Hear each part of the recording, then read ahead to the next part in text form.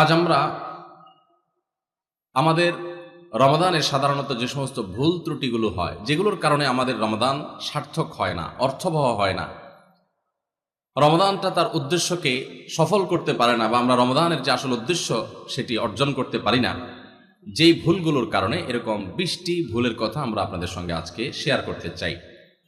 এগুলো যদি আমরা একটু মাথায় রেখে এবারে রমাদানটা, আসন্ন রমাদানটাকে কাটাবার চেষ্টা করি, ইনশাআল্লাহ আশা করা যায় এই রমাদান আমার জীবনে একটা ছাপ ফেলে যাবে, আমার জীবনে একটা দাগ রেখে যাবে, আমার জীবনে একটা স্মরণীয় রমাদান হবে, জান্নাতের পথে অগ্রসর হওয়াটা সহজ হবে, আমি একজন ভালো মানুষ হতে পারবো, মুত্তাকি হতে পারবো। আল্লাহ আমাদের সবাইকে সে তৌফিক দান করুন।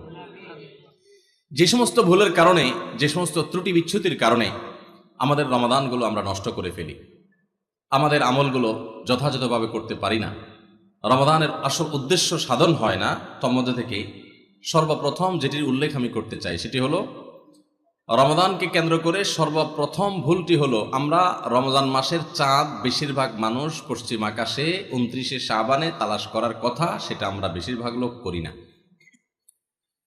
একটা সময় গ্রামে শহরে সব জায়গায় মানুষ চাঁদ তালাশ করত, যখন ফেসবুক ছিল না, যখন ইউটিউব ছিল না, বা সোশ্যাল মিডিয়ার এত ব্যবহার শুরু হয়নি, তখন গ্রামে শহরে সর্বত্র মানুষ চেষ্টা করত পশ্চিম আকাশে একটু চাঁদ তালাশ করার। রমাদানের চাঁদ আমরা তালাশ করব শাবানের শেষ দিনে, 29শে শাবান। এই চাঁদ তালাশ করাটা একটা ইবাদত, একটা নেক আমল। আমরা হেলায় এই নেক আমলটা হারাই ফেলি। আমরা এখন চাঁদ তালাশ করি, কিন্তু সেটা ফেসবুকে, আকাশে না।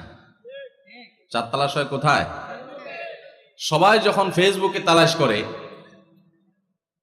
তো চাঁদ দেখা কমিটি, হেলাল কমিটি, তারা যে ঘোষণা করবেন, তারা তো মানুষের দেয়া সংবাদের ভিত্তিতে ঘোষণা করবেন। এখন মানুষ যদি চাঁদ দেখা ছেড়ে দিয়ে সবাই ফেসবুক দিকে তাকায় থাকে, তাহলে তারা কার চাঁদ দেখার উপর ভিত্তি করে ঘোষণা দিবেন? এই জন্যই তো বেচারাদের দেখা যায় কোনো কোনো বছর 10টা, 11টা, 12টা বাজে চাঁদ দেখায়।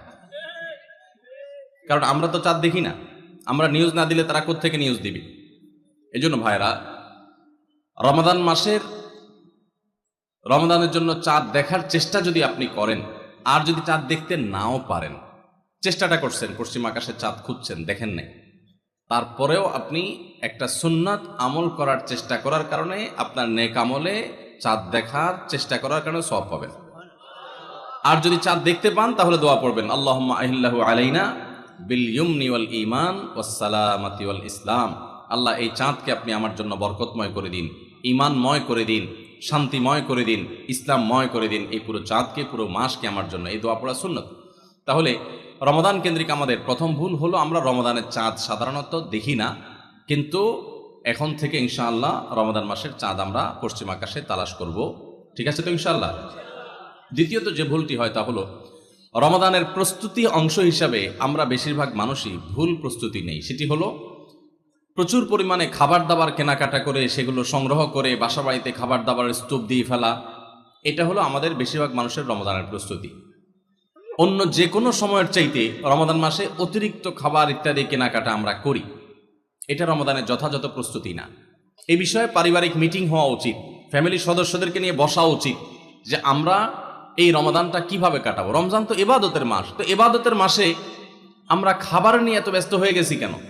যে আমাদের ছোলা, চিনি, বেগুন, বেসন, আমাদের যত রকমের আপনার রমজান কেন্দ্রিক আইটেম আছে, সেগুলো কিনে আমরা ভরায় ফেলতেছি বাসা। রমাদান মাসে তো দিনের বেলা আল্লাহ তাআলা খাবারই বন্ধ করে দিয়েছেন, শুধু রাতের খাবার। তাহলে যেখানে দিনের বেলা খাবারের অপশনই নাই, সেখানে খাবার আমরা দ্বিগুণ ত্রিগুণ কিনছি কেন? এটা রমাদানের যথাযথ প্রস্তুতি না। রমাদানের যথাযথ প্রস্তুতির অংশ হিসেবে আমরা আগে থেকে বরং খাবার কিভাবে কন্ট্রোল করা যায়, কিভাবে কমানো যায়, কিভাবে স্বাস্থ্য ভালো থাকে, কিভাবে পেটে আপনার বুটবাট ফুটপাট এগুলো কমানো যায়, সেরকম খাবার খাওয়ার জন্য পরিকল্পনা করা দরকার। যে অতিরিক্ত ভাজা পোড়া খেয়ে আমরা অসুস্থ হব না, পারিবারিক সিদ্ধান্ত নেওয়া দরকার যে আমরা এগুলো কমিয়ে আনবো, তাহলে ইবাদত বেশি করতে পারবো, ভালো করে করতে পারবো, দোয়া বেশি করে করতে পারবো। এই জন্য রমাদানের আমাদের দ্বিতীয় ভুল হলো, রমাদানের ভুল প্রস্তুতি। অতিরিক্ত খাদ্য মজুত করে, কেনাকাটা করে, ভোজ্যপণ্য স্তূপ করে আমরা রমজানের প্রস্তুতি নেই। এই জায়গাটা থেকে আমাদের সরে আসতে হবে। যদি অর্থবহ রমাদান কাটাতে হয়, এই ভুলটা সংশোধন করতে হবে। নাম্বার 3, অনেক বাবা মা আছেন, তাদের যে সমস্ত বাচ্চারা একটু কষ্ট করলেও রোজা রাখতে পারে, সেই সমস্ত বাচ্চাদেরকে অনেক বাবা মা নিজেরা রোজা রাখতে দেন না। স্কুলের অভিযোগ দিয়ে মাদ্রাসা খোলা, সে অভিযোগ তুলে, তাদের পরীক্ষা চলছে সে অজুহাত তুলে, নানা অজুহাত তুলে আজকাল দেখা যায় 8-10 বছর 12 বছরের বাচ্চারা রোজা রাখতে গেলে অনেক মা বাপ নিষেধ করেন। আমরা আমাদের ছেলেবেলায় দেখেছি, আমাদের চেয়ে যারা বড়, সে আর বড় মুরব্বী মানুষ আছেন, আপনারা আরো বেশি দেখেছেন, যে আগে বাবা মা ছোট ছোট বাচ্চারা রোজা রাখতে চাইলে তাদেরকে উৎসাহ দিতেন, তাদেরকে অনুপ্রেরণা দিতেন, আগ্রহ জাগ্রত করতেন তাদের মধ্যে, তাদেরকে সাহস দিতেন যে হ্যাঁ, হিম্মত করতে হয়। এখন বেশিরভাগ বাবা মা তাদের সন্তানদেরকে রোজা রাখতে উৎসাহিত করে না, বরং বাচ্চারা রোজা রাখতে গেলে তারা বলে না, রাখার দরকার না, তুমি ভেঙে ফেলো। মনে রাখবেন, সাহাবা একরামের একটি কমন আমল ছিল, তারা রমজান মাসের রোজা তো বটেই, এমনকি আশুরার রোজা, এগুলো পর্যন্ত, নফল রোজা পর্যন্ত তারা তো রাখতেন, তাদের বাচ্চাদেরকে রাখাতেন এবং বিভিন্ন রকমের খেলনা ইত্যাদি বাচ্চাদেরকে ভোলানোর চেষ্টা করতেন।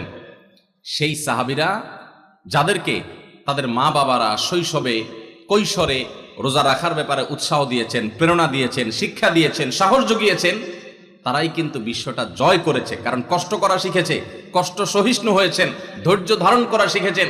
রোজা রাখা মানে সংযম, এই সংযম শিখেছেন। ক্ষুধা হবে, খাবারও সামনে থাকবে, কিন্তু খাওয়া যাবে না। এই যে সংবরণ, এই যে সংযম, এই যে ধৈর্য, এই যে সহনশীলতা, এটার চর্চা করা যখন মা বাপরা শিখিয়েছেন, সেই সাহাবীদের সন্তানরাই কিন্তু অর্ধ পৃথিবী জয় করে ছেড়েছেন। আর আজকে আমাদের সন্তানদেরকে আমরা রোজা রাখাই না কেন? আমাদের মায়া হয়, ছেলেটার মুখটা ফ্যাকাশে হয়ে যাবে, মেয়েটার মুখটা শুকায় যাবে, আমার কাছে ভালো লাগবে না। আমি সবসময় বলার চেষ্টা করি, দেখুন, আমাদের সন্তানদেরকে ভোগ শেখাবার প্রয়োজন নাই, ভোগ এটা শেখানোর দরকার হয় না। ভোগ করতে সবাই পারে, এটার জন্য যোগ্যতা লাগে না। ত্যাগ সবাই পারে না, ত্যাগটা শেখাইতে হয়। আপনার ছেলে মেয়েকে খাওয়া পড়ায় মোটা তাজা করবেন, এটার জন্য কোনো যোগ্যতার দরকার নাই। এটা গরু ছাগল পশু পাখি প্রাণী তারাও পারে, মানুষ তো পরের কথা। খাইতে কে না পারে? সবাই পারে। কিন্তু খাবার আছে, তবু আমি আল্লাহর নির্দেশে নিজেকে সংবরণ করব। একটা নির্দিষ্ট সময় সূর্য ডোবার আগ পর্যন্ত আমি খাবো না। এই যে ধৈর্য, এই যে সহনশীলতা, এই যে আত্মনিয়ন্ত্রণ, এই যে কন্ট্রোল, এই জিনিসটা আপনার বাচ্চার জীবনে অনেক গুরুত্বপূর্ণ একটা ব্যাপার। এটা তার জন্য অনেক বেশি জরুরি, তার কারণ তার সারা জীবন সামনে পড়ে আছে। তার জীবনে যা চাইবে সে সবকিছু পাবে না, বহু কিছু তার চাওয়ার সাথে পাওয়ার মিল থাকবে না। তার জীবনে অনেক সংগ্রাম করতে হবে, অনেক ইচ্ছা বিরুদ্ধ বিষয় তার সামনে এসে দাঁড়াবে। তখন সে সংযমী হতে পারবে, আত্মনিয়ন্ত্রণ করতে পারবে, ধৈর্য ধারণ করা শিখতে পারবে। আপনি যদি তাকে রোজা শিখান, আপনি তাকে যদি সওম শিখান, আপনি যদি তাকে বিরত থাকা শিখান, আপনি যদি তাকে সংযমের এই ইবাদত শিখান, আর যদি শুধুমাত্র ভোগ শিখান, বাচ্চা মুখ দিয়ে বাইর করলো আর আপনি অস্থির হয়ে গেছেন তাকে দেওয়ার জন্য, চোখ দিয়ে কোনো দিকে তাকাইলে তো সে কেনার জন্য আপনি পাগল পড়া হয়ে গেছেন, এমনকি হালাল হারাম পর্যন্ত বাজ বিচার করছেন না। বাচ্চা যা চাচ্ছে তা দিচ্ছেন, যা চাচ্ছে না তাও দিচ্ছেন। এই যে ভোগবাদের ভিতরে নিজেও হাবুডুবু খাচ্ছেন, বাচ্চাকেও হাবুডুবু খাওয়াচ্ছেন, এর মাধ্যমে আপনার বাচ্চা কখনো যোগ্য মানুষ হবে না। আপনার বাচ্চা আর যা হোক, বিশ্বজয়ী সাহাবা একরামের সেই অনুসরণকারী বাচ্চা হতে পারবে না। তাদেরকে যদি আপনি সংগ্রাম শেখাতে চান, ভোর রাতে ঘুম থেকে জাগতে শেখান, ভোর রাতে উঠতে শিখান, আরামের ঘুম ছাড়া শিখান, আরামের কম্বল ত্যাগ করা শিখান। খাবার সামনে আছে, পানীয় সামনে আছে, ক্ষুধাও আছে, তৃষ্ণাও আছে, তারপরও সে খাবে না, এই সংযম শিখান। এরা দেখবেন পৃথিবীর নানা বাধার পাহাড় তারা ডিঙাতে শিখবে, নানা বাধার প্রাচীর তারা ডিঙাতে শিখবে, অতিক্রম করতে শিখবে। গোটা ইসলামটা আমাদেরকে কন্ট্রোল শিখায়। ভোগবাদী পৃথিবী আমাদেরকে শুধুমাত্র ভোগের উন্মাদনায় মাতাল হতে শিখায়, ইসলাম কন্ট্রোল করতে শিখায়। ভোগের উন্মাদনায় যখন মাতাল হয়ে যায় মানুষ, তখন তার দ্বারা পৃথিবীতে বড় কোনো কাজ করা সম্ভবপর হয় না। আজ গোটা পৃথিবীতে আমরা মুসলমানরা যেসব কারণে পিছিয়ে আছি, তোর মধ্যে থেকে একটা হলো এটা যে আমরা ভোগবাদের হাবুডুবু খাচ্ছি। আমরা ইসলামের যে নিয়ন্ত্রণ, আত্মনিয়ন্ত্রণ করার চর্চা এবং এর ট্রেনিং, এর প্রশিক্ষণ পাওয়ার কথা, সেটা আমরা নিচ্ছি না। রমাদান উপলক্ষে আমাদের বড় ভুল হলো যে আমরা নিজেরাও সিয়াম কি বলে সেটা বুঝার চেষ্টা করি না। রোজা কিন্তু আমাদের সাথে কথা বলে। রোজা বলে, দেখো তুমি রোজা রেখে তুমি পান করছো না, তোমার তৃষ্ণা আছে, রুমে কেউ নাই, ফ্রিজে ঠান্ডা পানি আছে, চাইলেই খাইতে পারো, কিন্তু তুমি খাচ্ছ না। তোমার ঘরে কেউ নেই, পেটে ক্ষুধা আছে, আবার হাতের কাছে খাবারও আছে, তারপর তুমি খাচ্ছ না। কেন? আল্লাহ নিষেধ করেছেন, সেজন্য। এখান থেকে শিক্ষা গ্রহণ করে তোমার সামগ্রিক জীবনে আল্লাহর সমস্ত নিষিদ্ধ বিষয় থেকে বেঁচে থাকার যে ট্রেনিং এবং চর্চা, সেটা তুমি গ্রহণ করবা। এই কথাই রোজা আমাদেরকে প্রতিনিয়ত বলে। তো এই জন্য রমাদান কেন্দ্রিক আমাদের একটা বড় ভুল হলো, এই রোজার বার্তাটা আমরা নিজেরাও গ্রহণ করতে পারি না। আমাদের শিশুরা, বিশেষ করে যারা রোজা রাখার উপযোগী হয়, আমি 2 বছর 3 বছরের শিশুকে তো রোজা রাখার কথা বলি না, ইসলাম সে কথা বলে না। কিন্তু আপনার বাচ্চা যখন 8-10 বছর বয়স হয়ে যায়, যখন থেকে 7-8 বছর পার হয়ে যাওয়ার পর সে রোজা রাখতে শিখে, একদিন হয়তো সে জোহর পর্যন্ত রাখবে, এরপর ভেঙে ফেলবে, কোনো গুনাহ হবে না। আরেকদিন হয়তো সে আরেক ঘন্টা বেশি রাখবে, আরেকদিন হয়তো আসর পর্যন্ত রেখে ভাঙার মতো অবস্থা তৈরি হবে, প্রয়োজনে ভেঙে ফেলবে, এরপর আস্তে আস্তে সে রোজা রাখা শিখবে। এই বাচ্চা যে কষ্ট করা শিখে, যে ধৈর্য ধরা শিখে, যে ক্ষুধার কষ্ট এটা নিয়ন্ত্রণ এটা বুঝে, সেই বাচ্চা অনেক বড় কিছু করতে পারবে, তার দ্বারা ভালো কিছু হবে। তো আমাদের বাচ্চাদেরকে রোজা রাখতে চাইলে তাদেরকে আমরা আরো বেশি উৎসাহ দেব, অনুপ্রেরণা দেব, সাহস দেব, তাদেরকে ভোলানোর চেষ্টা করব। এরা ইনশাআল্লাহ খাঁটি মুসলমান হতে পারবে, যোগ্য মানুষ হতে পারবে। তাহলে রমজান কেন্দ্রিক আমাদের এই ভুলটা একটা বড় ভুল, যে আমরা আমাদের সন্তানদেরকে দেখা যায় রোজা রাখার ব্যাপারে উৎসাহ দেই না, বরং অনেকে নিরুৎসাহ দেই। মনে রাখবেন, কোনো বাবা, কোনো অভিভাবক যেন বাচ্চাদেরকে নিরুৎসাহিত আমরা না করি। 4 নম্বর রমাদান কেন্দ্রিক আমাদের ভুল হলো, আমরা অনেকে মনে করি ভোর রাতে আমরা যখন সাহারি খাইতে উঠি, সাহারি খাওয়ার পর আমাদের মুখে রোজার নিয়ত করা লাগে। এটা আমরা অনেকে এখনো মনে করি, নাওয়াইতু আন আসুমা গাদান, এরপরে কি মিন শাহরি রমাদান। দেখছেন সবার কড়া কড়া মুখস্থ, মাশাআল্লাহ। হ্যাঁ, মাসনুন দোয়ার কথা যদি জিজ্ঞাসা করি তাহলে অনেকেই বলতে পারবেন না, কিন্তু যে দোয়ার কোনো ভিত্তি কোরআন হাদিসে কোথাও নাই, ওইটা সবার মুখস্থ। নকলটা সবার মুখস্থ, আসলটার খবর নাই। রমজান মাসে বা রমজানের বাইরে কোনো সময় রোজার নিয়ত মুখে উচ্চারণ করা, এই যে নাওয়াইতু আন আসুমা গাদান মিন শাহরি রমাদান, আরো কি কি আছে, এরকম কোনো দোয়া পড়ার কথা কোরআন কিংবা হাদিসে কোনো নির্দেশ আমাদেরকে দেওয়া হয় নাই। আপনি সাহারি খাইতে উঠছেন কি জন্য? রোজা রাখার জন্য। রমজান রোজা রাখার উদ্দেশ্যে সাহারি খাইতে উঠছেন, বাস এটাই নিয়ত। নিয়ত মানে মনের উদ্দেশ্য, নিয়ত মানে কি মনের উদ্দেশ্য। অতএব সে উদ্দেশ্য আছে, তাতে নিয়ত হয়ে গেছে। মুখের নিয়ত করাটাকে যারা জরুরি বা আবশ্যক মনে করেন, তারা অবশ্যই ভুলের মধ্যে আছেন, এবং এটাকে জরুরি আবশ্যক বানানোর কারণে বেদাত হতে পারে, বরং গুনাহ হতে পারে। রমাদান কেন্দ্রিক একটা ছোট ভুল বলা যেতে পারে যে এই মুখে নাওয়াইতু আন আসুমা দোয়া পড়াটাকে আমরা জরুরি মনে করি। অনেক ক্যালেন্ডার ইত্যাদি দেখবেন এরকম রমজানের ক্যালেন্ডার, ইফতার সাহারির ক্যালেন্ডার, ওখানে দেখবেন এরকম দোয়া দেওয়া আছে। এই দোয়ার কোনো ভিত্তি কোরআন অথবা হাদিসে নাই। নকল জিনিস বোঝার একটা সহজ পদ্ধতি বলি, এই যে দোয়া আছে নাওয়াইতু আন আসুমা গাদান, এই দোয়ার শেষে হাদিসের কিতাবের নাম, বইয়ের নাম, হাদিস নম্বর, কোনো রেফারেন্স দেখবেন না। বুঝতে পেরেছেন? এটা হলো মেড ইন জিনজিরা জিনিস আইটেম যেরকম দেখেন না, ওই রকম।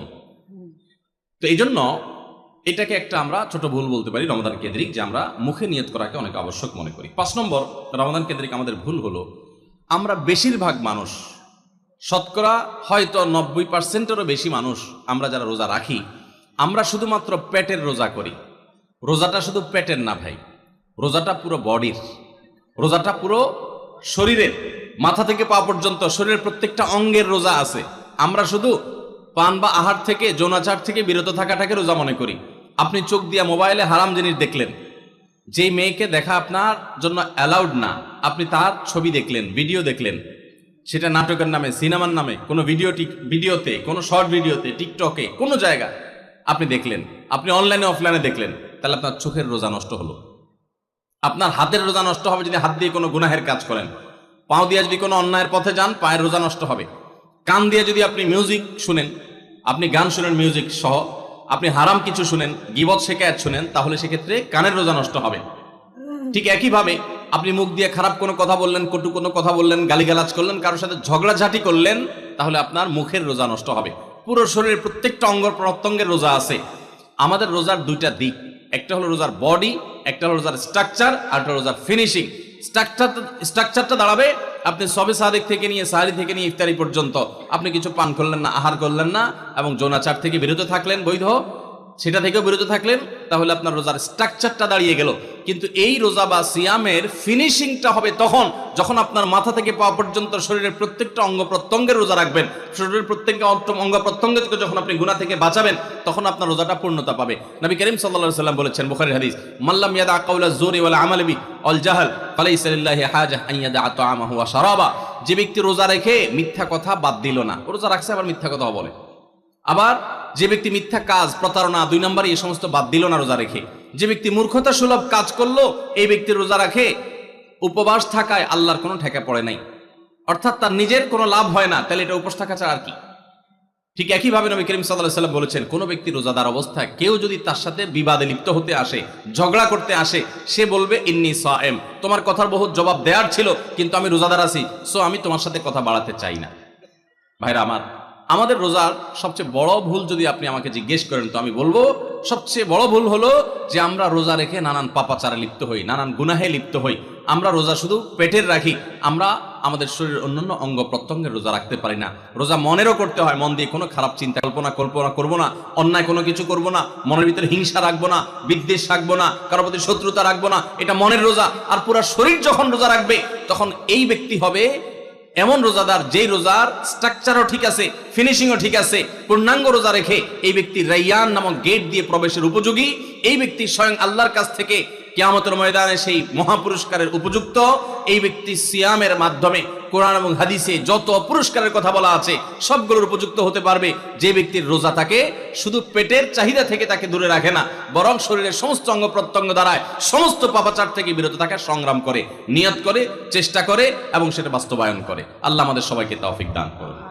ভাইরা আমার, তাহলে 5 নম্বরের ভুল বললাম যে রোজা রেখে আমরা অনেকেই নানান রকমের পাপাচার লিপ্ত হই। আমরা এগুলো ছাড়বো তো ইনশাআল্লাহ। আল্লাহ সুবহানাহু ওয়া তাআলা বলেছেন কেন রোজা ফরজ করা হয়েছে, লাআল্লাকুম তাত্তাকুন, যেন আমরা মুত্তাকি হতে পারি। মুত্তাকি হওয়া, গুনাহ ছাড়া, পাপাচার ত্যাগ করা, এটা রোজার উদ্দেশ্য। এটাই যদি না হয় তাহলে রোজার কোনো অর্থ থাকতে পারে না। 6 নম্বর, রমজান মাসে আমরা যে ভুল করি সেটা হলো অনেকে রোজা রেখে মেসওয়াক করতে চান না। রোজা রেখে মেসওয়াক করতে চান না। কোন ইমামগণ বলেছেন যে রোজা রেখে মেসওয়াক করা অনুত্তম, কিন্তু সেই মতটা সঠিক নয়। সঠিক এবং জমহুর বেশিরভাগ ইমামদের মত এবং বিশুদ্ধ মত হলো যে রমজান মাসে রোজা রেখে মেসওয়াক পারলে আরো বেশি বেশি করবেন। কারণ নবী করিম সাল্লাল্লাহু আলাইহি ওয়াসাল্লাম থেকে তিরমিজি একটা হাদিস বর্ণিত হয়েছে, ইমাম তিরমিজি এটাকে হাসান সহিহ বলেছেন, হাদিসে হাসান বলেছেন। সেই হাদিসটা হলো যে নবী করিম সাল্লাল্লাহু আলাইহি ওয়াসাল্লাম রোজা রেখে এত বেশি পরিমাণ মেসওয়াক করতেন, সাহাবী বলেন যে গুণে শেষ করা যাবে না। এই জন্য রোজা রেখে মেসওয়াক করা যাবে। অনেকে মনে করে মেসওয়াক করলে মেসওয়াকের রস যদি ভিতরে চলে যায় কোনো অসুবিধা নেই, রোজা রেখে আরো বেশি মেসওয়াক করবেন। তাহলে রমজানের কেন্দ্রিক আমাদের যে ভুলগুলো হয় তার ভিতরে 6 নম্বর হলো মেসওয়াক করাটাকে অনেকে দোষের মনে করেন। এটা ভুল, এটা দোষের না, বরং মেসওয়াক আরো বেশি করে করতে হবে। 7 নম্বর হলো অনেকে রমজান মাসে সাহারির খাবার এমন ভাবে খায়। এক সময় আমরা দেখেছি ছোটবেলায় যে অনেক মুরব্বীরা আছেন রাত 12টা 11টার দিকে উঠে সাহারি খেয়ে তারপর শুয়ে পড়েন। এটা যেমন একটা ভুল ছিল, সাহারি হলো শেষের দিকে খাওয়া উত্তম, ওনারা খাইতেন আগে। অতিরিক্ত সতর্ক যেটাকে বলে, এত আগে কেন খায়? যে শেষের দিকে খাইলে রোজা হয় না, না হয়, জন্য 12টার সময় 4-5 ঘন্টা আগে খেয়ে ধুয়ে দিলাম। এটা হলো বেশি সতর্ক হওয়া। বেশি সতর্ক বুঝেন? এক লোক দোতলা শুয়ে আছে ফ্লোরে, তো একটু পর পর মাথা উপরের দিকে উঠে ফেলতেছে। কেউ জিজ্ঞাসা করলো কি ব্যাপার, তুমি কি এমন কেন করতেছো? ফ্লোরে শুয়ে আসো চিত হয়ে, একটু বড় মাথা উঠাও কেন? তো লোকটা বললো নিচের ফ্লোরে একজনে সুই সুতা দিয়ে কাপড় সিলাইতেছে, এইভাবে সেলাই করে টান দেন উপর দিকে। তো বলে যে সতর্ক থাকতে তো দোষ নাই, যদি ফ্লোর ভেদ করে আমার মাথা লাগে, এই জন্য মাথা উঠে ফেলতেছে। এটা অতিরিক্ত সতর্কতা হলো না? সতর্কতা ভালো, কিন্তু অতি সতর্কতা ভালো না। সাহারি অনেকে রাত 12টা 1টার সময় খান, এটা হলো অতিরিক্ত সতর্কতা। এত বেশি ভালো না, এত অতিরিক্ত সতর্ক হওয়া বরং নিষেধ। হাদিসে নবী সাল্লাল্লাহু আলাইহি ওয়াসাল্লাম আমাদেরকে সাহারি শেষের দিকে খেতে বলেছেন। এখন আরেকটা ভুল হলো অনেকে সাহারি এত শেষে খান যে মুয়াজ্জিনের সাথে ওনার কম্পিটিশন হয়। মুয়াজ্জিন মাইক ধরে মাইকের সামনে দাঁড়ায়, মুয়াজ্জিন ঘড়ির দিকে তাকাতে তাকে টিক টিক টিক টিক আগাইতেছে কাটা।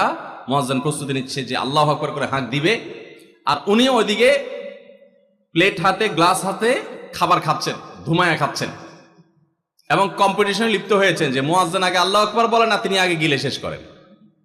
এরকম কম্পিটিশন হয় কি হয় না? বেশিরভাগ লোক, বিশেষ করে আমাদের যে কোনো কাজে আমরা একেবারে শেষ মুহূর্ত পর্যন্ত না ঠেকালে ভালো লাগে না। এই যে একদম আজান হওয়ার আগ মুহূর্ত পর্যন্ত খেতে থাকা, অনেক সময় দেখা যায় যে ভিতরে যেতে যাচ্ছে আজান পড়তেছে, এখনো আমার গলার নিচেও নামে না, এদিকে আল্লাহু আকবার শুরু করে দিছি, আল্লাহু আকবার শুরু করতেছে, তখনও চাপাইতেছি, এবার ফালাই দিছি। দেরিতে সাহারি করা সুন্নাত, এর মানে এই না যে এত দেরি করবেন যে মুয়াজ্জিনের সাথে আপনি চোর পুলিশ খেলাবেন।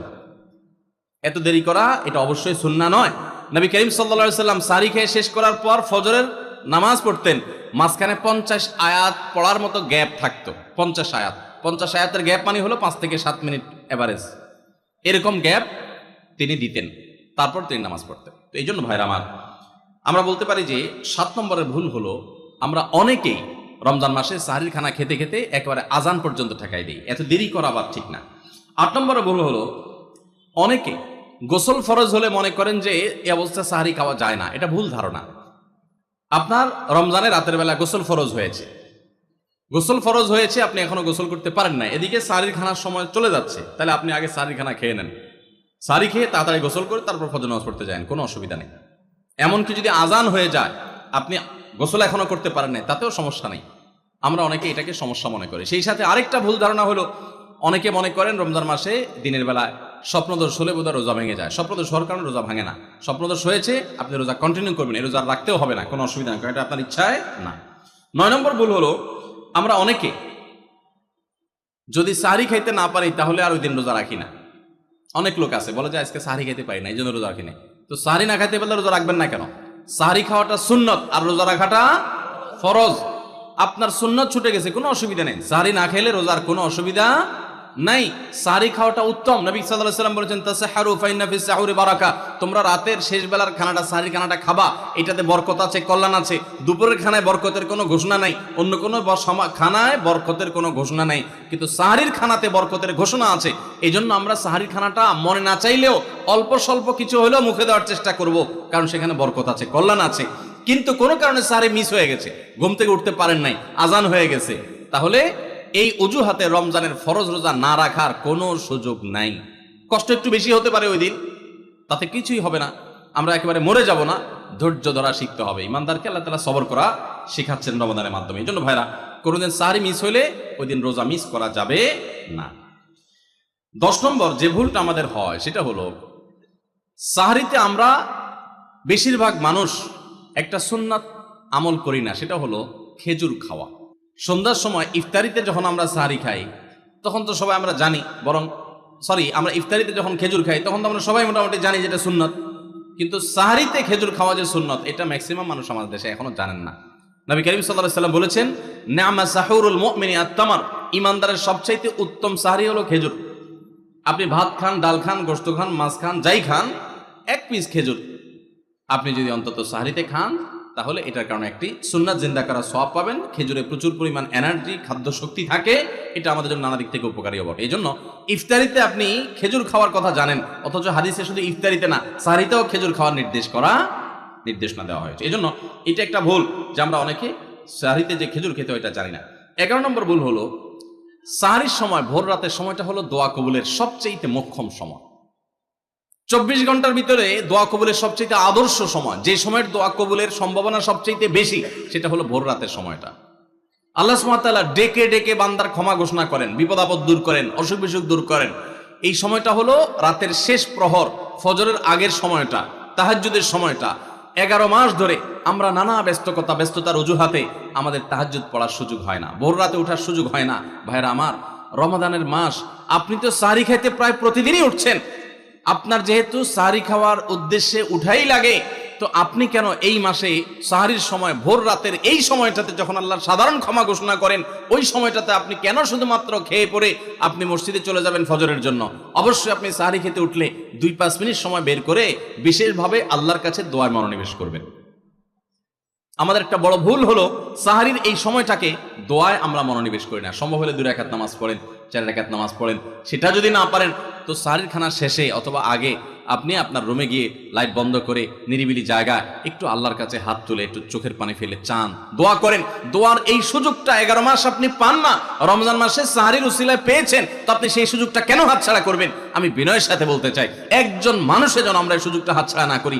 আমি পারতপক্ষে কোনোদিন এই সুযোগটা হাতছাড়া করি না ভাইরা। যেদিন কিছুই করতে পারি না, ওইরকম দোয়া করার সময় হয়তো নাই, কোনো কারণে দেরি হয়ে গেছে উঠতে উঠতে, ওই দিন খাইতে খাইতে মনে মনে দোয়া করার চেষ্টা করি, প্লেটটা ধুইতে ধুইতে দোয়া করার চেষ্টা করি। কারণ মুয়াজ্জিন ফজরের আজান যখন দেন, ওয়াক্ত যখন হয়, তার আগ মুহূর্ত পর্যন্ত আল্লাহ তাআলা দুনিয়ার আসমানে এসে তারপরে বান্দাকে ডেকে ডেকে বলেন, আল্লাহ মিন মুবতালান, তোমাদের মধ্যে কেউ কি অসুস্থ আছো, ফাআফিয়াহু, আমি তাকে সুস্থতা দান করব। আল্লাহ মিন মুস্তাগফিরিন ফাগফির লাহ, তোমাদের মধ্যে কেউ কি আছো ক্ষমা প্রার্থনা করে, আমি তাকে ক্ষমা করে দিব। এভাবে ডেকে ডেকে আল্লাহ তাআলা দিতে থাকেন। টোটাল 24 ঘন্টার মধ্যে যেই সময়টার দোয়া ফেরত দেয়া হয় না, যেই সময়টার দোয়া মিস হওয়ার সম্ভাবনা খুবই কম, আপনার দোয়ার বেসিক শর্তগুলো ঠিক থাকলে এই দোয়া কবুল হওয়ার সম্ভাবনা জোরালো, সেই সময়টা হলো ভোর রাতের সময়টা। রমজান মাসে এই সময়টাতে দোয়ার যে সুযোগ তৈরি হয়, দোয়ার যে বিশাল সুযোগ আপনি পান, এই সুযোগটা হাতছাড়া করে আপনি শুধুমাত্র খেয়ে দিয়ে এই সময়টাকে পার করে দেন, এটা কখনো বুদ্ধিমানের কাজ হতে পারে না। এই জন্য রমজান মাসের ভুলগুলোর মধ্যে থেকে একটা হলো যে সাহরির সময়টাতে, ভোর রাতের সময়টাতে, দোয়া কবুলের গুরুত্বপূর্ণ সময়টাতে আমরা দোয়া তো করিই না। অনেকে ওই সময় আজকাল সাহরি পার্টি বের করেছেন, তামাশা বের করেছেন, অনেকে টেলিভিশনের প্রোগ্রাম দেখেন। কোন চ্যানেলে সাহরির সময়ের কোন প্রোগ্রাম আমরাও মাঝে মধ্যে এগুলো আগে রেকর্ড করা থাকে। সাহরির সময় আমরা টেলিভিশনে প্রোগ্রাম করতে যাই না, আগে রেকর্ড করা থাকে, সেগুলো চলে। এগুলো হলো তাদের জন্য যারা টেলিভিশনে হারাম জিনিস দেখবে, ওই টাইমটাতে সে যেন হারাম জিনিস না দেখে ভালো কিছু দেখে। আপনাদেরকে আমরা বলবো কখনো ওই ভোর রাতের ওই সময় ইসলামিক প্রোগ্রামও দেখতে যাবেন না। আপনি ওই সময়টাতে আল্লাহর সাথে কথা বলবেন, ওই টাইমটা ইবাদতের সময়, ওই টাইমটা দোয়া এবং রোনাজারির সময়। আমরা বেশিরভাগ মানুষ এই ভুলটা করি যে রমজানে আল্লাহর কাছে পাওয়ার এই বিশাল সুযোগ আমরা হাতছাড়া করে ফেলি। আমরা এখন থেকে সাহরিতে উঠলে দোয়া করবো তো ইনশাআল্লাহ। আল্লাহ আমাদের সবাইকে তৌফিক দান করুন। তাহলে এটি ছিল 11 নম্বর ভুল। রমাদানকে আমাদের সার্থক করতে হলে এই ভুলটা দূর করতে হবে, সংশোধন করতে হবে।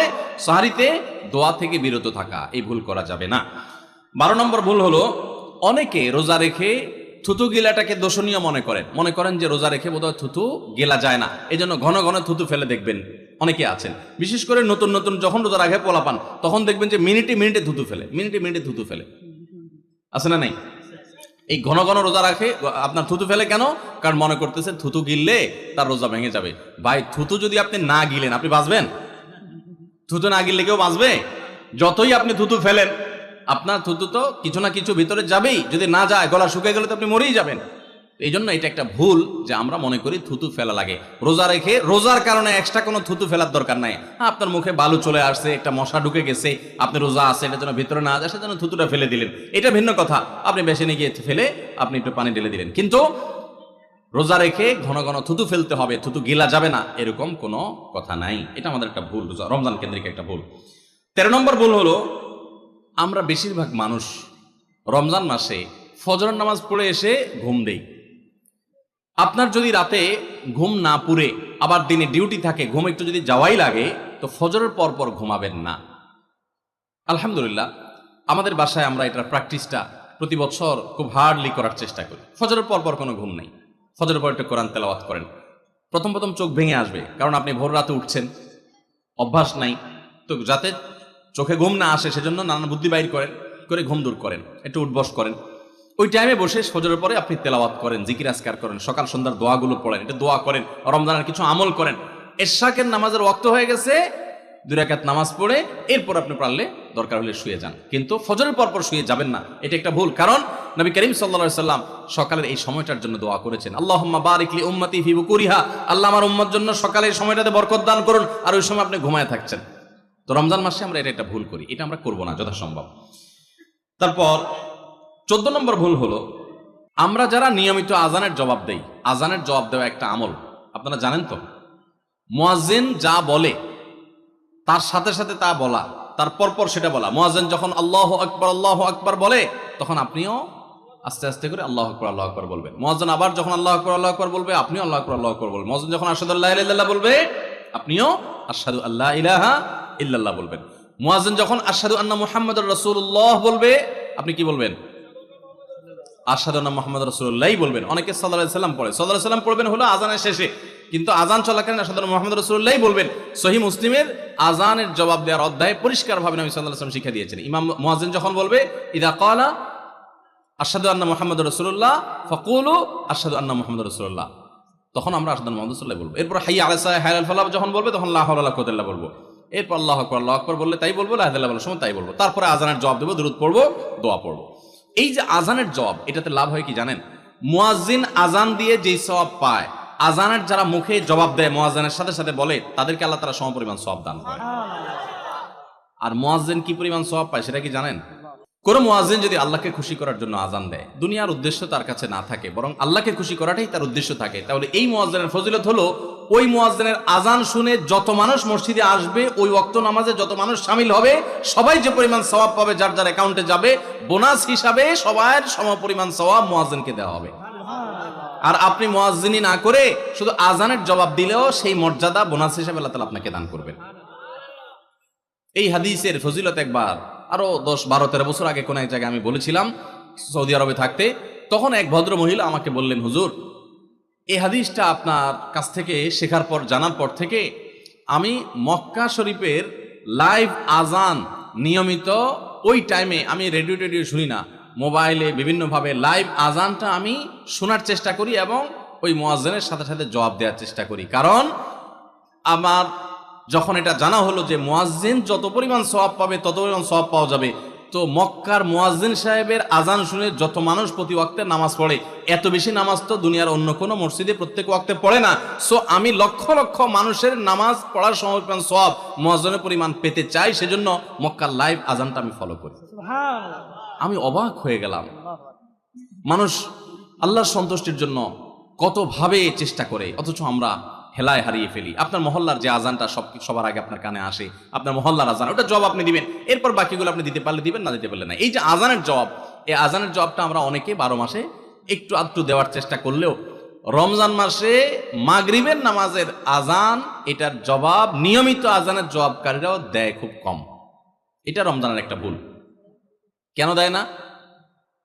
কারণ সেই আসরের পর থেকে নিয়ে 10-12 পদ, 13 পদ, 14 পদ ইফতার সামনে নিয়ে বসে যে দাঁত কচকচ কচকচ করতেছিল, হাতগুলো শুধুমাত্র আকুপাকু করতেছিল যে কখন আপনার বেগুনি ধরবে, কখন পেঁয়াজ ধরবে, কখন বুটমরিতে হাত দিবে। যখন আকুপাকু করতেছিল, সূর্য ডুবছে, মুয়াজ্জিন সাহেব আল্লাহু আকবার হাঁকা শুরু হয়েছে, আর হুমড়ি খেয়ে অমনে ঝাঁপায়া পড়ছে, খাইতে খাইতে কখন আজান শেষ হয়ে গেছে টেরও পায় না। ঠিক না ঠিক? আপনি খান, ওয়াক্ত হয়ে গেছে, সাথে সাথে আপনি খেলেন, আজান শুনলেন, সাথে সাথে আপনি খেলেন, ভালো কথা। একটু মুখে দিয়ে খেতে খেতে খাওয়ার ফাঁকে ফাঁকে মুয়াজ্জিনের আজানের জবাবটা দিয়ে ফেলেন। কিন্তু ম্যাক্সিমাম মানুষ আমরা এই ভুলটা করি। আমি খেয়াল করে দেখেছি, যারা নিয়মিত আজান দেয় তারাও আজানের জবাব দেয়, তারাও দেখেছি এটা করে না, অর্থাৎ ভুল হয়ে যায়। তাহলে আমরা লক্ষ্য করবো তো ইনশাআল্লাহ, মাগরিবের সময় ইফতারের ফাঁকে ফাঁকে আমরা আজানের জবাব দিয়ে দিব। হাতে হাতে কাগজ দেওয়া আছে কিন্তু নোট করার জন্য। ও মাশাআল্লাহ, বক্তব্য নোট করার জন্য আপনাদের হাতে হাতে কাগজ দেওয়া আছে। আপনারা কাগজ পাইছেন সবাই? মাশাআল্লাহ। আমরা যেগুলো বলছি আপনারা এগুলো নোট করতে পারেন, তাহলে তো এখানে পুরস্কার দিয়ে জুত করা যাবে না। পুরস্কার নিয়ে আসছি তো, পুরস্কার যে দেবো সবাই তো নোট করে রাখলে তাহলে তো সব নকল করা। ঠিক আছে, নকল থেকে পরীক্ষা হবে আজকে, যা আছে কপালে ইনশাআল্লাহ। ঠিক আছে, তাহলে ভাই আমরা 13 নম্বর ভুল, 14 নম্বর ভুলের কথা জানলাম। রমজান কেন্দ্রিক আমাদের 14 নম্বর ভুল জানলাম যে আমরা ইফতার খেতে খেতে মাগরিবের আজানের জবাবটা ভুলে যাই। এটা ভুলা উচিত না। রমজান মাস তো আরো বেশি করে করবেন, অন্যান্য মাসে করেন, আপনি রমজানে ইফতার অজুহাত দিয়ে মাগরিবের আজানের জবাব দিচ্ছেন, এটা তো গ্রহণযোগ্য হতে পারে না। 15 নম্বর আমাদের ভুল হলো আমরা তুফান মিল গতিতে তারাবি পড়তে পছন্দ করি। ঠিক না ঠিক?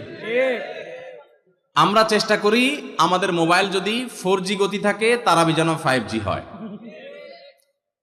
সব কিছুতে স্পিড ভালো না, সব কিছুতে স্পিড ভালো না। আপনার নেটের ক্ষেত্রে স্পিড যত বেশি হবে তত ভালো, বুঝলাম।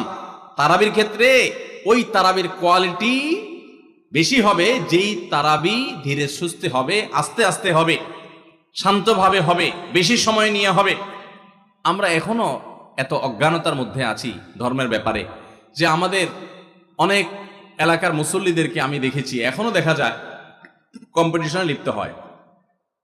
এক এলাকার মুসল্লি অন্য এলাকার মুসল্লিরা দেখলে বলে, দোস্ত তোদের তারাবির কি অবস্থা? বলো যে দোস্ত ভালোই, তো নতুন হাফেজ নিয়োগ পাইছে তোদের এখানে, তারাবি কতক্ষণ লাগে? বলো দোস্ত 1 ঘন্টা 5 মিনিট। তো এবার আগের দোস্ত বলে যে বলস কি, আমার তো 55 মিনিটে শেষ। মানে খুব প্রাউড ফিল করতেছে যে আমাদের হাফেজ এত তুখোড় হাফেজ যে 55 মিনিটে শেষ করে ফেলা। শুনেন, হাফেজদের একটা গোমর বলি আপনাদেরকে। গোমরটা হইল, হাফেজদের জন্য তাড়াতাড়ি পড়াটা অনেক সহজ, আস্তে পড়া এটা সব হাফেজ পারে না। বুঝতে পারছেন? যারা গাড়ি চালাইতে পারেন, ড্রাইভিং জানেন, তারা ভালো করে বুঝবেন। গাড়ি জোরে চালাইতে খুব বেশি যোগ্যতা লাগে না, গাড়ি আস্তে চালানোর জন্য যোগ্যতা লাগে। আমি জীবনে যখন প্রথম গাড়ির স্টিয়ারিং হুইল ধরে শেখা শুরু করি, আমাকে ট্রেনিং দিছে নেপালের একজন ভাই, আমার সহকর্মী, সৌদি আরবে ছিলেন, আলেম মানুষ, মদিনা ফারেক, শেখ রিয়াজুল হক। তো উনি আমাকে স্টিয়ারিং ধরে যখন আমি গাড়ি চালানো শুরু করছি, আপনারা যারা গাড়ি চালানো শিখাইছেন বা শিখতে দেখছেন দেখবেন, নতুন নতুন যারা ড্রাইভার হয় একদম বিসমিল্লাহ বলে মানে শুরু করে যখন, সাধারণত রাস্তাঘাট ফাঁকা থাকলে ভোরে এরকম সময় তো চালায়, তো তখন রাস্তা ফাঁকা পায়, আপনার স্কেলেটার চাপ দিলে গাড়ি ভোঁ ভোঁ করে দৌড়ায়, শান্তি লাগে, আরো জোরে চাপ দেয়, আরো জোরে দৌড়ায়, শান্তি লাগে। তখন দেখবেন পাশে থাকা লোক বলে আস্তে আস্তে, মানে বেশি জোরে, কারণ আপনি কন্ট্রোল করতে পারবেন না। তো আমাকে তখন আমার ওই ড্রাইভিং এর যে শিক্ষক ছিলেন সেই ভাই আমাকে বললেন, যখন আমি মোটামুটি চালাতে পারি অসুবিধা নাই, তখন উনি আমাকে বললেন আপনার জন্য এখন সবচেয়ে বড় টেস্ট হলো কত আস্তে চালাতে পারেন, বিশেষ করে ম্যানুয়াল গিয়ারের গাড়ি যদি হয়, আর যদি পরীক্ষা হয় সবচেয়ে আস্তে চালানো, তো নতুন ড্রাইভার বেশিরভাগই ফেল করবে, কারণ আস্তে চালাতে গেলে একটু পরে স্টার্ট বন্ধ হয়ে যাবে, ব্যালেন্স রাখতে পারবে না। তো আমি দেখলাম ঠিক আমারও সে একই অবস্থা হচ্ছে, আস্তে তো পারি না। তো আমি বললাম যে ভাই আস্তে যে চালাইতে বলো তুমি, আস্তে তো চালাইতে পারতেছি না ভাই, জোরে তো ঠিকই পারি। তো আমার বলতেছে জোরে পালার জন্য যোগ্যতা লাগে না, তো চাপ দিলেই তো দৌড়ায়, তুমি ব্যালেন্স ঠিক রেখা দেখি কত আস্তে চালাতে পারো। সে আমার গাড়ি থেকে নাইমা বলতেছে আমি পাশে হাঁটবো আস্তে আস্তে, আমার গতিতে তুমি গাড়ি চালাবে দেখি পারো কিনা। আমি তো পারতেছি না, বলো যে না তুমি এখনো পাকা হও নাই। তো হাফেজদের অবস্থা একই রকম। হাফেজদেরকে যদি বলেন যে ধীরে ধীরে পড়েন আপনারা তারাবিতে, দেখবেন অনেক হাফেজ পারবে না, অনেক হাফেজ পারবে না, অনেকে পারবে, কিন্তু গতির সাথে তা পড়া এটা খুব সোজা কাম। ভাইরা আমার, আমরা তারাবিতে গতি দিয়া যদি পড়ি, অনেক মসজিদে আছে হাফেজ সাহেবরা বেচারারা গতি তো সাধে দেয় না, মুসল্লিদের মুক্তাদিদের চাপের চোটে ওই বেচারারা দৌড়ের উপরে থাকে। হুজুর আপনারা তো দেরি হয় কেন? পাশের মসজিদে মুসল্লিরা চলে আসে আমাদের আগে, রাস্তাঘাটে দোকানে এসে তারা চা খাওয়া শুরু করে, আমরা পরে বাইর হয়ে আমাদের মানিজ্যতা লাগে যে তোদের হাফেজ বোধহয় ভালো হাফেজ না। বুঝতে পেরেছেন?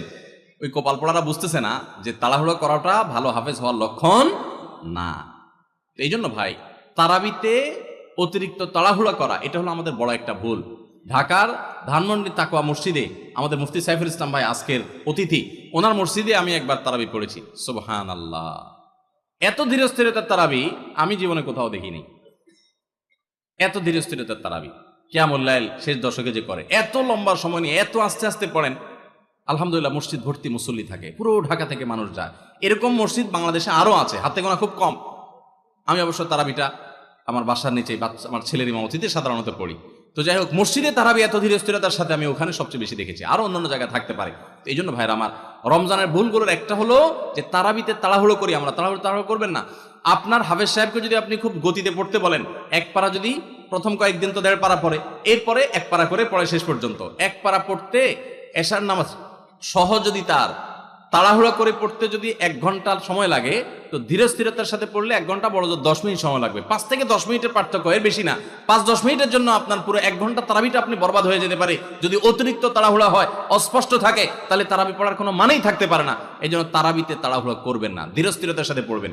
এবং এই বছর বিশেষ করে আমরা ওই যে তারাবির সালাতে কোরআনের বার্তা বইটা লিখেছি, এটার উদ্দেশ্য হলো তারাবি যাতে আপনার কাছে বোঝা মনে না হয়, তাড়াতাড়ি শেষ করে দিতে আপনার মনে না চায়, আপনি আগে থেকে একটু বইটা দেখে যাবেন যে আজকের তারাবিতে কি কি আছে, কোন নবীর ঘটনা আছে। যখন ওই আয়াতগুলো তেলাওয়াত করা শুরু করবে তখন আপনি রিলেট করতে পারবেন, আপনার কাছে ভালো লাগে কাজ করবে, তারাবিটা আপনার কাছে বোঝা মনে হবে না। তাহলে 15 নম্বর ভুল হলো তারাবিতে তাড়াহুড়ো করা।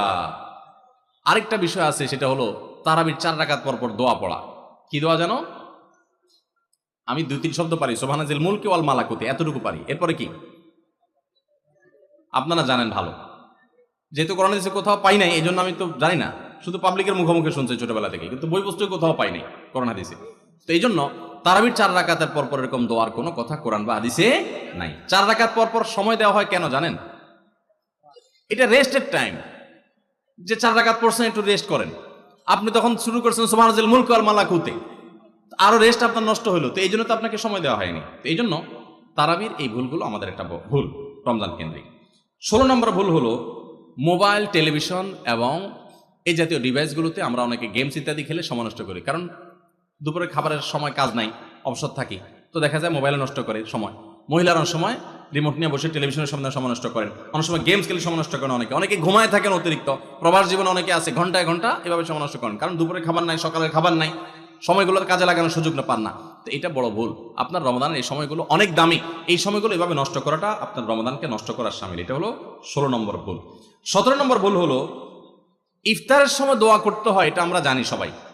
ইফতার খেতে দোয়া আছে সেটাও জানি, বিসমিল্লাহ বলে ইফতার খেলাম, ইফতার খাওয়ার পর দোয়া পড়বো আমরা, জাহাবাজ জামা ওয়াবতাল্লাতুল উরুক ওয়া সাবাতাল আজরু ইনশাআল্লাহ, অথবা আল্লাহুম্মা লাকা সুমতু আলা রিজকিকা আফতারতু। আমরা দোয়া এটা জানি সবাই। কিন্তু কেউ যদি আপনাকে ইফতারের দাওয়াত দেয়, ইফতার করায়, তখন তার জন্য একটা দোয়া আছে, ওইটা আমরা ম্যাক্সিমাম মানুষ জানি না। বলবো সেটা, সেই দোয়াটা হলো নবী করিম সাল্লাল্লাহু আলাইহি সাল্লাম তাকে কেউ ইফতার করালে তিনি তার জন্য দোয়া করতেন, আকালা তাআমাকুমুল আবরার ওয়া সাল্লাত আলাইকুমুল মালাইকা ওয়া আফতার ইনদাকুমুস সাইমুন। তোমাদের খাবার যেন নেককাররা খায়, হ্যাঁ, এবং তোমাদের উপর ফেরেশতারা যেন তোমাদের জন্য দোয়া করে, আর তোমাদের খাবার যেন রোজাদাররা খায়, ইফতার করে। কেউ ইফতার করে তার জন্য এই দোয়া করা সুন্নাত। এটা আমরা অনেকে জানি না। তো এই দোয়া না করা, এটা আমার মনে হয় আমাদের সমাজের ম্যাক্সিমাম মানুষের মধ্যে আছে যে আমরা দোয়া করি না, ইফতার কেউ খাওয়াইলে খেয়ে চলে আসি, বড় জোর অন্য দোয়া পড়ে, কিন্তু এই দোয়া পড়া সুন্নাত এটা আমরা জানি না। তাহলে এটা একটা ভুল আমাদের রমজান কেন্দ্রিক। 18 নম্বর ভুল হলো এতেকাফ না করা এবং পরিবারকে শেষ 10 দিনে ঘুম থেকে জাগিয়ে না তোলা। রমজানের শেষ 10 দিন এতেকাফ করা হলো রমজানের সবচাইতে তৃপ্তিদায়ক ইবাদত। যেই ইবাদতের তৃপ্তি আপনি নগদে পাবেন সেটা হলো রমজানের শেষ দশকের এতেকাফ। দুঃখজনক বিষয় হলো ম্যাক্সিমাম মানুষ আমাদের দেশে মসজিদগুলোতে দেখা যায় এতেকাফের লোক পাওয়া যায় না, টাকা দিয়ে লোক ভাড়া করে এতেকাফে রাখা লাগে। একটা দুঃখজনক ব্যাপার। তো রমজানের একটা গুরুত্বপূর্ণ আমল হলো এই এতেকাফ, এটা আমরা করি না, চেষ্টা করবো তো ইনশাআল্লাহ। একবার যদি আপনি এতেকাফ করেন, এতেকাফের মজা যদি একবার পেয়ে যান, বিশেষ করে কয়েকজন ইবাদত গুজার মানুষের সাথে থাকেন, একটা পরিবেশ মান, আপনাকে জীবনে এতেকাফ থেকে কেউ আর ঠেকাতে পারবে না, দূরে রাখতে পারবে না। এতেকাফ আপনি করেই ছাড়বেন, এত মজার ইবাদত। এবং সেই সাথে রমজানের শেষ দশকে নবী সাল্লাল্লাহু আলাইহি সাল্লাম পরিবারের লোকদেরকে ঘুম থেকে ডেকে তুলতেন, আমরা এটা করি না। পরিবারের লোকদেরকে সহ পুরো পরিবার মিলে একসাথে ইবাদত বন্দী করা শেষ দশকে, এটা গুরুত্বপূর্ণ একটা ইবাদত। তাহলে 18 নম্বর ভুল হলো এতেকাফ না করা, পরিবারকে শেষ দশকে না জাগানো। 19 নম্বর ভুল হলো শেষ 10 দিন আসলে আমরা কেনাকাটা, শপিং, হ্যাঁ, যারা শহরে আছে তারা গ্রামের বাড়িতে যায় ঈদ করা, এগুলোর পিছনে আমরা ব্যস্ত হয়ে যাই। শেষ 10 দিন হলো ইবাদতের সবচেয়ে গুরুত্বপূর্ণ সময়, রমজানের আসল টাইম হলো শেষ 10 দিন, সবে কদর ওর মধ্যেই আছে, অথচ আমরা সেই সময়টাতে সবচেয়ে বেশি অবহেলা কাটাই, এটা রমজানের একটা বড় ভুল। আর 20 নম্বর এবং সর্বশেষ যেটা বলতে চাই সেটা হলো যে অনেকে আমরা ফিতরাটা সময় মতো দেই না। ফিতরাটা হলো চাঁদ উঠছে তখন থেকে নিয়ে ঈদ উল ফিতরের নামাজের আগ পর্যন্ত এই সময়ের মধ্যে দিয়ে দিবেন। এত অল্প সময়ের মধ্যে, রাতের মধ্যে গরিব যদি খুঁজে না পান তাহলে 1 দিন 2 দিন আগে থেকেও দিতে পারবেন, কিন্তু কোনো অবস্থাতে ঈদের নামাজের পরে ফিতরা দিলে সেটা ফিতরা আদায় হবে না। তাহলে ভাইরা আমার, এই 20টা ভুল যদি আমরা সংশোধন করতে পারি, এগুলোর প্রতি যদি আমরা খেয়াল রাখতে পারি, তাহলে আশা করা যায় আমাদের রমজানটা বড় সুন্দর হবে, অর্থবহ হবে, তাকওয়া অর্জন করাবে এবং সফল এবং সার্থক রমজান আমরা কাটাতে পারবো। চেষ্টা করবো তো ইনশাআল্লাহ। আমি এক নজরে আবারও বলে দিচ্ছি, 1 নম্বরের ভুল হলো রমজানের চাঁদ না দেখা, শাবানের 29 তারিখে রমজানের চাঁদ তালাশ না করা পশ্চিম আকাশে, এটা আমাদের একটা ভুল। 2 নম্বর হলো আমাদের রমজানের প্রস্তুতির অংশ হিসেবে শুধু খাবার টাবার কিনে ভরায় ফেলা, ইবাদতের রুটিন নাই, খাবার নিয়ন্ত্রণ করার ব্যবস্থা নেই, বরং অতিরিক্ত খাবারের ব্যবস্থা করা, এটা আমাদের একটা ভুল। 3 নম্বর হলো আমাদের ছোট ছেলে মেয়েরা যদি রোজা রাখতে চায় তাদেরকে রাখতে না দেওয়া, মায়া করে তাদেরকে রোজা থেকে বিরত রাখা, এটা আমাদের একটা ভুল। 4 নম্বর হলো মুখে নাওয়াইতা নাসুমা গাদান এই জাতীয় দোয়া করাটাকে জরুরি মনে করা, এটা একটা ভুল। 5 নম্বর আমাদের ভুল হলো রমজানের যে আমাদের অনেকে পেটের রোজা রাখি, চোখে, মুখে, কানে, অন্য অন্য অঙ্গ প্রত্যঙ্গ দিয়ে নানা গুনাহ করি ফেসবুকে ইত্যাদিতে, এর মাধ্যমে আমাদের রোজা অর্থবহ হয় না, এটা আরেকটা ভুল। 6 নম্বর হলো আমরা অনেকে মেসওয়াক করাটাকে দোষণীয় মনে করি, অথচ রোজা রেখে মেসওয়াক করা যায়। 7 নম্বরে ভুল হলো আমরা অনেকে সারি খেতে খেতে একেবারে আজান পর্যন্ত ঠেকাই দেই, অথচ এটা ভুল, আজান পর্যন্ত ঠেকাইতে হয় না, একটু আগে শেষ করতে হয়, এবং আজান দিচ্ছে তখনও আপনি খাবেন, এটা তো রোজাই হবে না আপনার যদি ওয়াক্ত হয়ে যায়। আর 8 নম্বরে ভুল হলো আমরা অনেকে গোসল ফরজ হলে মনে করি সাহারি খাওয়া যায় না, অথচ গোসল ফরজ অবস্থায় সাহারি খাওয়া যায়। আর 9 নম্বরে ভুল হলো আমরা অনেকে সাহারি খেতে না পারলে ওই দিন রোজা রাখি না, অথচ সাহারি না খেতে পারলেও রোজা রাখা যায়। 10 নম্বরে ভুল হলো সাহারিতে খেজুর খাওয়া, এটা আমরা অনেকে জানি না যে খেজুর খাওয়া সুন্নাত, খাই না খেজুর আমরা, এটা একটা ভুল। 11 নম্বর ভুল হলো সাহারির সময় দোয়া কবুল হয় ভোর রাতে, এটা আমরা বেশিরভাগ মানুষ মিস করে ফেলি। 12 নম্বর ভুল হলো আমরা অনেকে মনে করি মুখের থুতু এটা গিলা যায় না রোজা অবস্থায়, জন্য ঘন ঘন থুতু ফেলি, এটা আরেকটা ভুল। 13 নম্বর ভুল হলো যে আমরা অনেকে ফজর নামাজের পরপরই রমজান মাসে শুয়ে পড়ি, একটু কমপক্ষে এশাক পর্যন্ত জেগে ইবাদতবন্দি করে তারপর ঘুমানো উচিত। আর 14 নম্বর ভুল হলো মাগরিবের সময়, ইফতারের সময় যখন মুয়াজ্জিন আজান দেয়, অন্যান্য দিন আজানের জবাব দিল, রমজানে মাগরিবের সময় আমরা অনেকে আজানের জবাব মিস করে ফেলি, এটা একটা ভুল, ইফতারের ফাঁকে ফাঁকে আজানের জবাব দেওয়া উচিত। আর 15 নম্বর ভুল হলো তারাবিতে আমরা অনেকে তাড়াহুড়ো করা পছন্দ করি, অথচ সেটা তারাবির মানকে নষ্ট করে দেয়। 16 নম্বর ভুল হলো মোবাইলে, টেলিভিশনে, বিভিন্ন প্রোগ্রামে, গেমস ইত্যাদিতে আমরা রোজা থেকে যেহেতু খাবার দাবার নাই সকালে দুপুরে, এই টাইমটাতে আমরা সময় নষ্ট করি, এটা আরেকটা ভুল। আর 17 নম্বর হলো যে ব্যক্তি ইফতার করায় তার জন্য একটা দোয়া পড়তে হয়, আকাল্লা তাআমাকুল আবরার ওয়া সাল্লাত আলাইকুল মালাইকা ওয়া আফতার ইনদাকুমুস সাইমুন, আমরা অনেকে কেউ ইফতার করে তাকে দোয়া করাতে যাই না, এটা আরেকটা ভুল। আর 18 নম্বর হলো রমজানের শেষ 10 দিনে নবী সাল্লাল্লাহু আলাইহি ওয়াসাল্লাম জীবনে কখনো ইতিকাফ ছাড়েন নাই। যত বছর তিনি বেঁচে ছিলেন প্রত্যেক বছর রমজানের শেষ 10 দিন তিনি মসজিদে ইতিকাফ করতেন। আমরা যে আমল নবী সাল্লাল্লাহু আলাইহি ওয়াসাল্লাম জীবনে এক বছরও ছাড়েন নাই, সে আমল বেশিরভাগ মানুষ জীবনে এক বছরও করি নাই। রমজানের আসল মজাই হলো ইতিকাফ, এটা আমরা বেশিরভাগ করি না, এটা একটা ভুল। এবং পরিবারের লোকদেরকে শেষ 10 দিন জাগায় তোলা ইবাদত বন্দিগির জন্য, সেটা আমরা করি না। 19 নম্বর ভুল হলো শেষ 10 দিন হলো ইবাদতের 10 দিন। নবী সাল্লাল্লাহু আলাইহি ওয়াসাল্লাম ইয়াজতাহিদু ফিহি মা লা ইয়াজতাহিদু ফি গায়রি, এই 10 দিন ইবাদতের জন্য যত চেষ্টা করতেন এত চেষ্টা কখনো করতেন না। আর এই 10 দিন আমরা বেশিরভাগ মানুষ কেনাকাটা, শপিং ইত্যাদিতে ঘোরাফেরাতে নষ্ট করি, এটা সবচেয়ে বড় ভুলগুলোর একটা। আর 20 নম্বর হলো ফিতরা আমরা সময় মতো আদায় করি না। অনেকে ঈদের নামাজের পরে ফিতরা দেন, সেটা ফিতরা আদায় হবে না, সাধারণ দান হয়ে যাবে। এটা হলো 20 নম্বর এবং সর্বশেষ ভুল। আল্লাহ সুবহানাহু ওয়া তাআলা সমস্ত ভুল, বিচ্যুতি, ত্রুটি এই সবগুলা থেকে বেঁচে থেকে একটা অর্থবহ সার্থক রমাদান কাটাবার তৌফিক আমাদেরকে দান করুন। সবাই চেষ্টা করবো তো ইনশাআল্লাহ। জাযাকুমুল্লাহু খায়রা ওয়া আখিরু দাওয়ানা।